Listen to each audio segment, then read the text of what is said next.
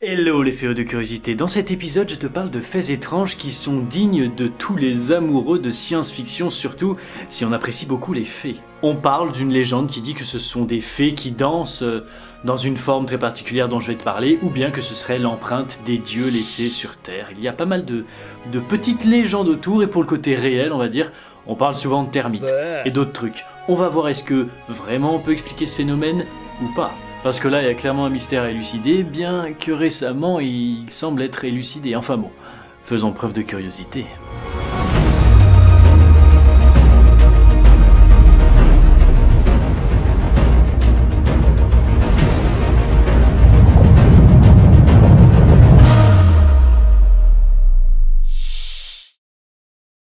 Bienvenue en Afrique du Sud, principalement, bien sûr, puisqu'on en trouve aussi un petit peu en Australie depuis très peu, et plus précisément, nous voici dans la région de la Namibie. Nous sommes dans une région prairiale, c'est-à-dire que c'est du type prairie, j'ai l'impression de parler d'un Pokémon, mais en gros, plutôt plat avec de la végétation et quelques petites vallées, on va dire, mais là, on est plus sur un truc bizarre en ce qui concerne sur le sol à certains endroits.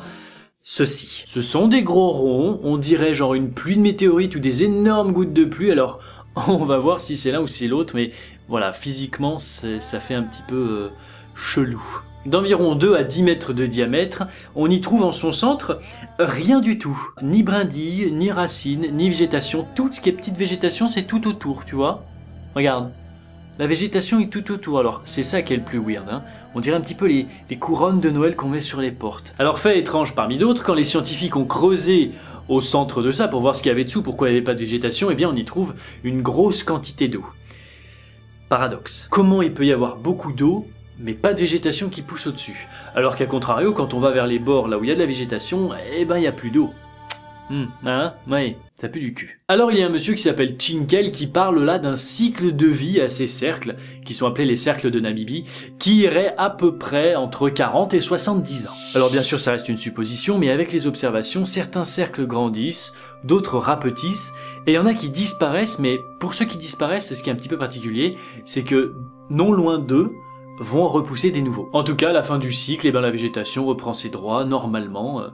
Il n'y a plus de cercle. Les théories / légendes / Didi Chandouidoui nous mènent à penser que peut-être ce serait une empreinte divine ou des extraterrestres ou des fées qui danseraient en cercle autour du rond. Pourquoi pas, hein? Pourquoi pas? Quand on aime imaginer des choses comme ça, je trouve ça, pourquoi pas. Mais pour l'explication un peu plus scientifique, c'est un peu moins drôle. Mais en même temps, qu'est-ce que t'attends de scientifique?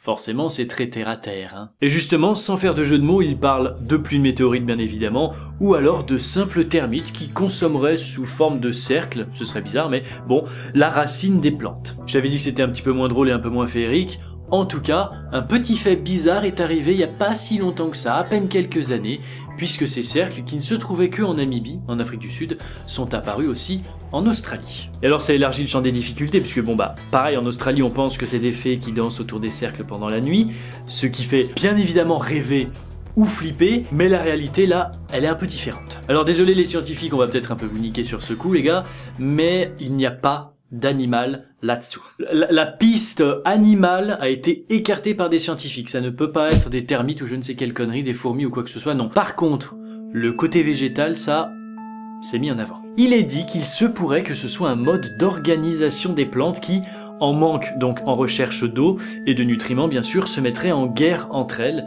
et formerait ces cercles. Alors d'accord, ce n'est pas magique, on n'est pas dans Harry Potter malheureusement, mais des plantes qui se font la guerre et qui forment des petits cercles comme ça, ce serait quand même assez magnifique. C'est tout pour moi, pas grand chose à dire puisque le mystère est, on va dire à 95% résolu, les 5% je les garde parce que personnellement je préfère rêver plutôt que d'étaler mon côté scientifique et terre à terre. Merci d'avoir suivi cet épisode. N'oublie pas que il existe toujours une page Tipeee, mais qui n'est pas pour moi, mais qui est pour ma graphiste, et qui, tous les paliers de 150 €, pourra designer, au lieu d'utiliser ces mochetés d'images Google Images, qui parfois seraient très utiles, mais c'est quand même plus agréable si c'est illustré par un graphiste, et elle, ça lui permet un petit peu de gagner en faisant sa passion, le dessin. Tous les liens en description comme d'habitude, je te laisse sur les images saisissantes du phénomène, et je te dis à mercredi ou à dimanche prochain.